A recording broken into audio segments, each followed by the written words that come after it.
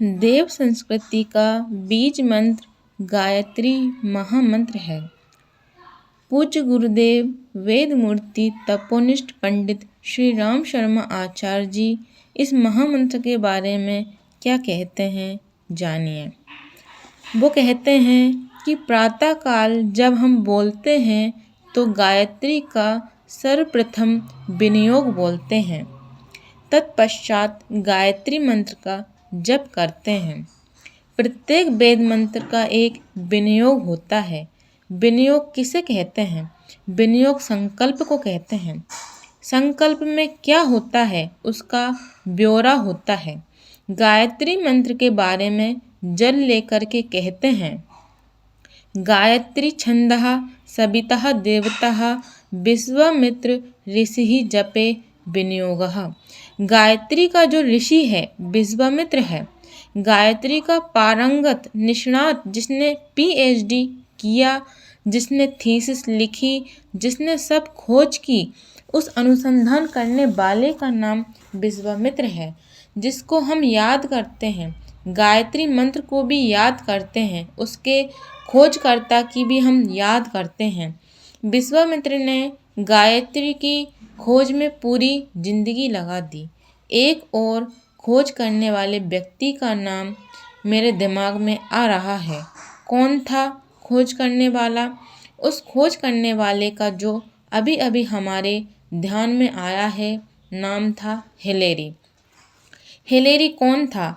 Hillary वह था जिसके मन में आया कि भारत की सबसे ऊंची और सबसे बड़ी पर्वत चोटी, जिसके बारे में लोग कहते तो हैं पर है क्या, देखना चाहिए। वह शेरपा तेंजिंग नोरगे को लेकर एवरेस्ट की चोटी पर चढ़ गया था और वहां पर झंडा गाड़ दिया। सारी दुनिया ने जाना जिस चोटी पर कोई नहीं जा सका, उसके ऊपर हिलेरी जा पहुंचा। बेटे, उसके दिमाग में एक और खुरापात आई कि सब पानी की दिशा की ओर चलते हैं, पर हम पानी को चीरकर उल्टी दिशा में नाव ले चलेंगे। लोगों ने कहा, उल्टी दिशा में गंगा का बहाव तो बहुत तेज है और वह बहुत दबाव डालता है। उसने कहा, नहीं, हम तो इस नाव में बैठकर उल्टी दिशा में ही चलेंगे। गंगा सागर कलकत्ता से वह अपनी नाव लेकर चला। उसका इरादा नाव उल्टी दिशा में चलते हुए गंगोत्री तक जाने का था, पर गंगोत्री गोमुख तक तो वह नहीं जा सका। थोड़ी दूर पहले रह गया। नाव खराब हो गई तो उसने ये इरादा छोड़ दिया और कहा, दोबारा फिर सफ़र करेंगे और जहाँ से छोड़ा है वहीं से फिर शुरुआत करेंगे। उसके पास ऐसी नाव थी जिसमें बहुत तेज ताकत की मोटर लगी थी। ऐसी नाव को लेकर हिलेरी चला था। उसने ये पता लगाया कि गंगा की धारा में उल्टी दिशा में चलने में क्या मज़ा आता है। मैंने भी ऐसे ही अपनी सारी जिंदगी उल्टी दिशा में चलने में लगा दी, विश्वामित्र के तरीके से गायत्री की सामर्थ्य का पता लगाने और हिलेरी के तरीके से अनुसंधान करने में। मित्रों, अनुसंधान का अर्थ है प्रयोग और परीक्षण। जो शक्ति के द्वारा, प्रयोग के द्वारा और शरीर के द्वारा किए जाते हैं, ये विज्ञान भाग है और ज्ञान भाग है। ज्ञान भाग वह है जो विश्वामित्र ने किया था।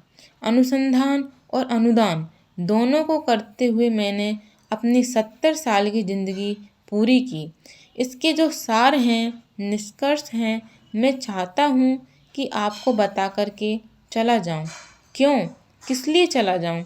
कि मैं आपके से किसी को गायत्री मंत्र का वास्तव में कुछ अनुसंधान करना पड़े, वास्तव में किसी को उसमें चमत्कार देखने की इच्छा हो जाए, तो कम से कम कुछ मालूम तो पड़े कि गुरुजी ने क्या किया था और क्या नहीं किया था।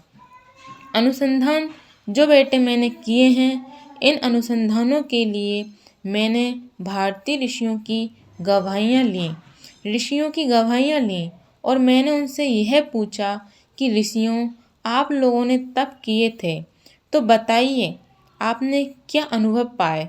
मैंने शास्त्रों से पूछा, बताइए भाई साहब, आपको ऋषियों ने लिखा था गायत्री मंत्र के बारे में क्या कहा? अगर आप गायत्री मंत्र के व्याख्यान हैं। मैंने चारों वेदों से पूछा। आप बताइए भाई साहब, गायत्री मंत्र के आप बेटे हैं तो आपकी सारी असलियत अच्छे तरीके से मालूम होगी। आप बताइए कि गायत्री मंत्र के बारे में जो महत्ता और व्याख्यान बताए जाते हैं, ये कहाँ तक सही हैं? हमने वेदों के जो व्याख्यान किए हैं, पुराणों की जो पुस्तकें छपी हैं, असली में गायत्री मंत्र के ही वे व्याख्यान हैं। गायत्री को जानने के लिए जितना कुछ पढ़ा, वे इकट्ठा होते होते, अनुसंधान करते करते इतना हो गए कि उसको लिख सकना कठिन है। वेदों को पढ़ते पढ़ते गायत्री मंत्र के बारे में जाना कि वेद उसके 4 बेटे हैं। गायत्री को वेद माता कहते हैं, देव माता कहते हैं।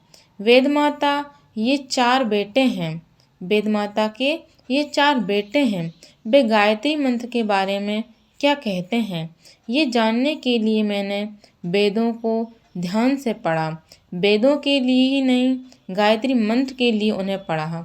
जो कुछ भी उनमें से जो मुझे मिला, वह मैं हिंदी में ट्रांसलेट करता चला गया। फिर जब सारे के सारे अनुवाद इकट्ठे हो गए तो मुझे लो आ गया, इसलिए छपा दिए। पुराणों को मैंने सिर्फ इसलिए पढ़ा जिससे पता चले कि गायत्री मंत्र के बारे में क्या लिखा है। उद्देश्य यही रहा कि गायत्री मंत्र के बारे में जो लिखा है उसका मैं पता लगाऊं। पता लगाते लगाते मैं अनुवाद भी करने लगा और जब अनुवाद तैयार हो गए तो मैंने कहा इसे प्रकाशित भी करना चाहिए, जिससे दूसरे लोगों को भी फ़ायदा मिले। मैंने जो कुछ भी अध्ययन किया है उसके लिए ऋषियों के पास गया हूँ, जानकारों के पास गया हूँ। इस विद्या के जो पारंगत हैं, सिद्ध हैं, उनसे मिला हूँ। पुस्तकों को भी पढ़ा है। ये मेरी खोज है। इस खोज का सार मेरे पास बहुत महत्वपूर्ण है और अनुसंधान। बेटे, मैं अपने शरीर को एक लेबोरेटरी के तरह से बनाकर जिंदगी भर उसमें परीक्षण करता चला रहा हूँ। मैंने अपनी शरीर की प्रयोगशाला में इसलिए परीक्षण किया कि देखें इसकी क्या प्रतिक्रिया होती है। दवाइयों के प्रयोग जब प्रथम बार किए जाते हैं तो मेंढकों पर किए जाते हैं, खरगोश पर किए जाते हैं, परंतु मैं किससे कहता कि आपके शरीर पर मैं प्रयोग करना चाहता हूँ। कौन तैयार होता, कौन मुसीबतें उठाता? कोई तैयार नहीं होता। सो मैंने अपने ही शरीर को रजामंद कर लिया और अपने मन को रजामंद कर लिया कि भाई साहब, आप दोनों हमारी मदद कीजिए, हम आपके ऊपर प्रयोग करेंगे। गायत्री मंत्र के बारे में जो कुछ बताया गया है, आखिर इसका प्रयोग करके तो देखा जाए कि परिणाम निकलता है कि नहीं, कुछ प्रतिफल निकलता है कि नहीं। मेरा मन रजामंद हो गया, शरीर रजामंद हो गया। मैंने अपनी इन्हीं 2 चीज़ों के ऊपर, इन्हीं 2 खरगोशों के ऊपर तरह तरह की दवाओं का प्रयोग किया और ये देखा कि इनका परिणाम क्या हो सकता है, इसमें से क्या हमें चाहिए और उनका क्या परिणाम निकलता है। यही है मेरी संक्षिप्त कहानी।